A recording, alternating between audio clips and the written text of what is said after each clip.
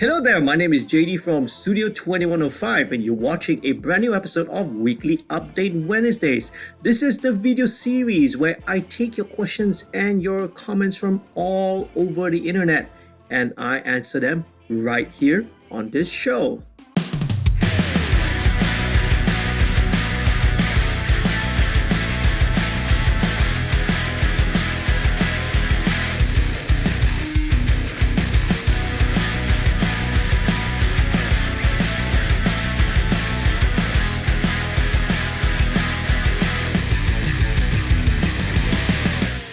If you're new to this channel, I'd like to warmly welcome you and I want to give a big shout out and thank you to the patrons who help to support the channel financially. If you are new here and you are not yet a subscriber, please do consider clicking down on the subscribe button below. Don't forget to click on the notification bell as well so that you'll be updated every time I put out a brand new video.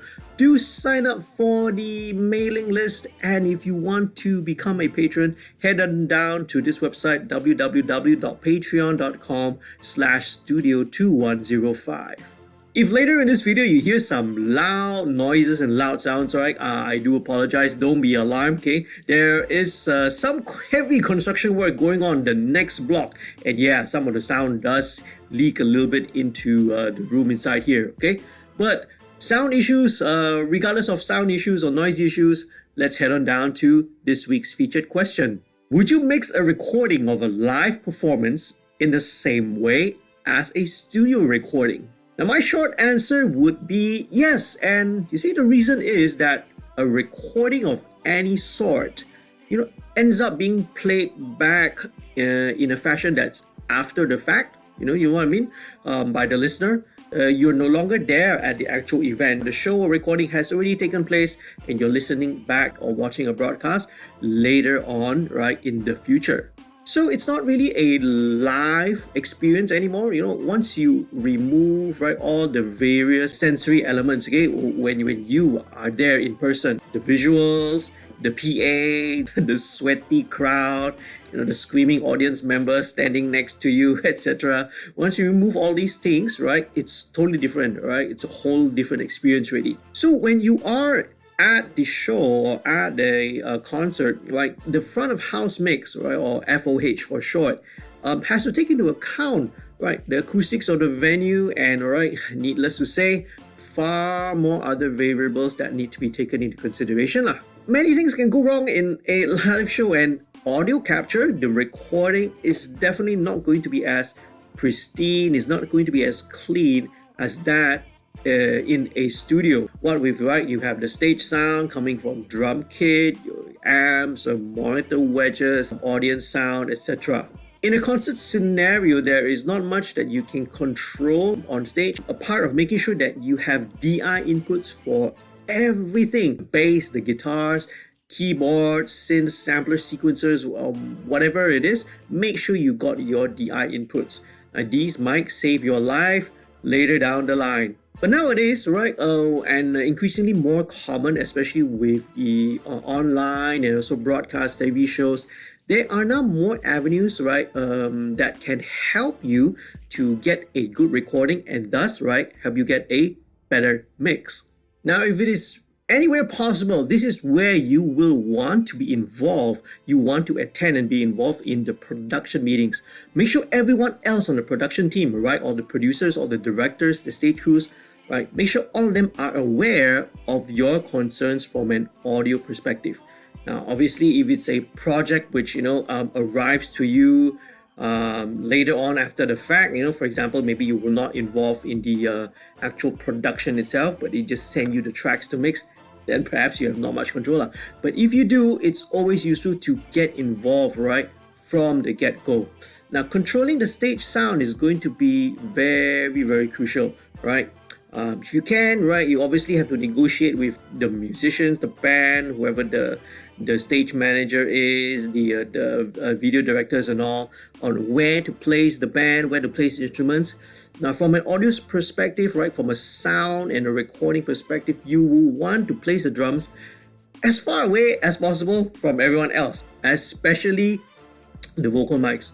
You can also use drum shields if appropriate, right? I actually did a video concerning this question. You may want to check it out, right, by clicking on this link there. Now, use smaller amps if possible, and ideally, it can even better if you can, right, run DIs for all the bass and the guitars. You know, nowadays, it's increasingly common to run some kind of an amp sim or multi-effects pedal and just send that out to FOH or for recording purposes. Needless to say, you want to make sure that the band has got good monitoring and, if possible, use in-ear monitors. In order to capture the atmosphere of a live show, have ambient mics, right? At least a pair, maybe even more, right? Throughout the in front of the stage, throughout the venue, somewhere at the back of the hall or the audience, right? Because you want to capture the whole atmosphere. You want to capture the sound of the audience, right? When they sing along, when they're cheering, right? You want to hear that as well. When it comes time to mix, do exactly as you would normally approach things in the studio. With one exception, I will always, if I'm mixing for an audience, right, or a live show, I will always pan the drums and keep it from the audience perspective.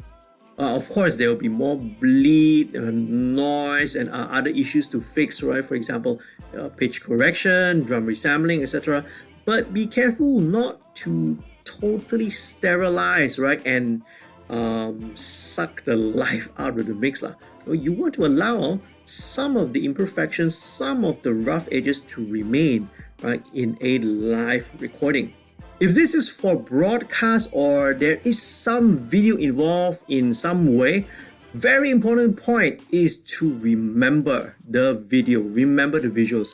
You have to be mindful. You do not want to do anything that, first of all, breaks the video sync, right? Now, even if that means keeping some of the noise, keeping some, things that we would normally remove in a studio recording, you don't want to edit out, right, all those parts. You want to keep it there, especially if the whole scene and the video is running, you see.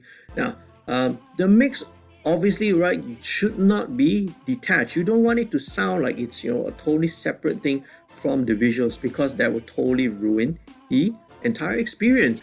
With immersive audio, right, increasingly becoming a thing, it might be worthwhile to explore and experimenting with mixing in Dolby Atmos, right?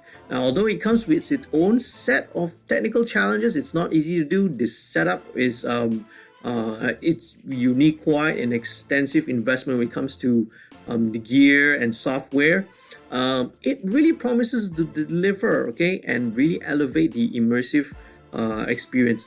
Now, I also did a little webinar, right, and short while ago with the AES Malaysia section. You can check out that webinar here. It is on my channel as well if you want to find out and learn more about Dolby Atmos. I personally had a very interesting experience working on a project. This was a concert that my band, Project EAR, played in a couple of years ago. I had the opportunity to take the tracks. What they do is that they give the band the tracks to work and to mix it on their own before we send it back for them to put out on broadcast. So if you're interested, I may actually do a little breakdown and analysis of that project, because it's a really interesting thing. I've got a lot of cool stories to share about. If you want to find out more, right, if you want me to do that video, let me know, okay, down in the comments below. So that's all for this week's question, right? Yes, I do approach a live recording this pretty much the same way as I do a studio recording. Of course, right, considering all the other issues, a lot of other factors and external variables that are beyond my control, right? But in other ways and all other aspects, it is exactly the same. Thank you so much for watching. I hope to see you again in a brand new video. If you're not a subscriber yet, please do click on the subscribe button, click on the notification bell. And once again, if you want to help to support the creation of content on this channel, do become a patron. www.patreon.com/studio2105. Till next time, stay safe, stay happy, stay healthy. Happy recording and mixing. Peace, love, and music.